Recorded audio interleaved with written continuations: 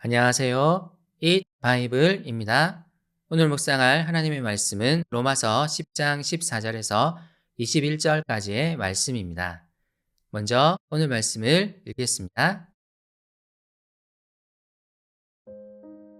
그런데 사람들은 자기들이 믿은 적이 없는 분을 어떻게 부를 수 있겠습니까? 또 들은 적이 없는 분을 어떻게 믿을 수 있겠습니까? 선포하는 사람이 없으면 어떻게 들을 수 있겠습니까? 보내심을 받지 않았는데 어떻게 선포할 수 있겠습니까? 성경에 기록한 바 기쁜 소식을 전하는 이들의 발걸음이 얼마나 아름다우냐 한 것과 같습니다. 그러나 모든 사람이 다 복음에 순종한 것은 아닙니다. 이사야는 주님, 우리가 전하는 소식을 누가 믿었습니까? 하고 말하였습니다. 그러므로 믿음은 들음에서 생기고 들음은 그리스도를 전하는 말씀에서 비롯됩니다. 그러면 내가 묻습니다. 그들은 들은 일이 없습니까? 물론 그렇지 않습니다. 성경 말씀에 그들의 목소리가 온 땅에 퍼지고 그들의 말이 땅끝까지 퍼졌다 하였습니다. 내가 다시 묻습니다. 이스라엘이 알지 못하였습니까? 이에 대하여 하나님께서 먼저 모세를 통하여 이렇게 말씀하셨습니다.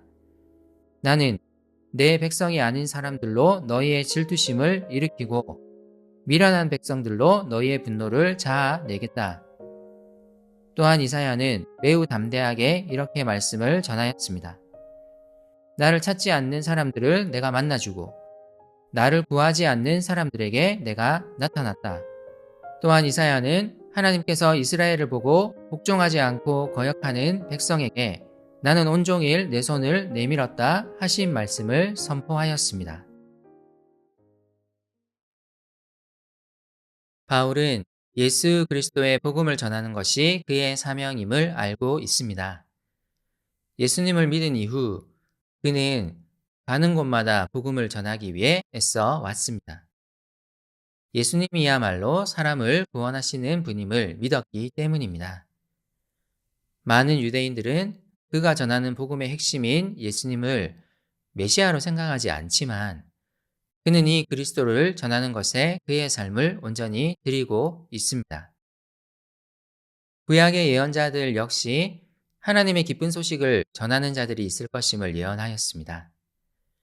바울은 이사야서를 인용함으로써 자신이 하나님의 부르심을 받고 복음을 전하는 것임을 말하려 합니다. 성경의 말씀대로 주님의 이름을 부르는 사람은 구원을 얻을 것입니다. 하지만 사람들은 어떻게 아직 자신들이 믿지도 않는 주님을 부를 수 있습니까? 어떻게 주님을 믿을 수 있습니까?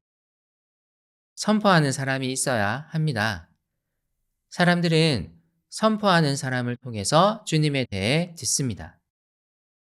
그러므로 이사야는 하나님의 보내심을 받고 주님에 대한 기쁜 소식을 전하는 이들이 있을 것임을 예언했습니다.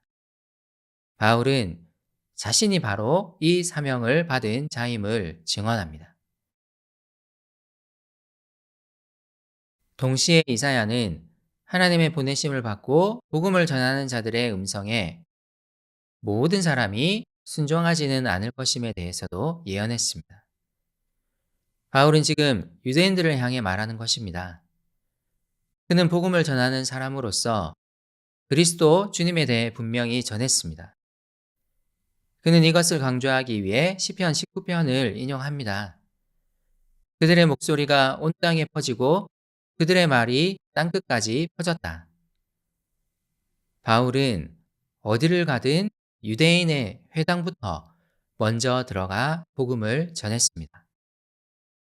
그는 유대인들에게 분명히 복음을 전했습니다. 그들은 복음을 분명히 들었습니다. 하지만 그들은 그리스도를 믿지 않았습니다. 바울은 구약 말씀을 통해 자신이 하나님의 보내심을 받고 기쁜 소식을 전하는 자임을 분명히 밝힙니다. 하지만 유대인들이 그 소식을 듣고도 반응하지 않았다는 것을 분명히 합니다. 유대인들은 단순히 그리스도를 믿지 않는 것에만 그치지 않았습니다. 그들은 이방인들이 복음을 믿는 것을 보고 분노하며 해방을 놓으려 했습니다. 바울은 다시 구약을 인용하여 이들의 이런 행동을 비판합니다. 이방인들이 하나님께로 돌아오는 것은 이미 예언된 일입니다.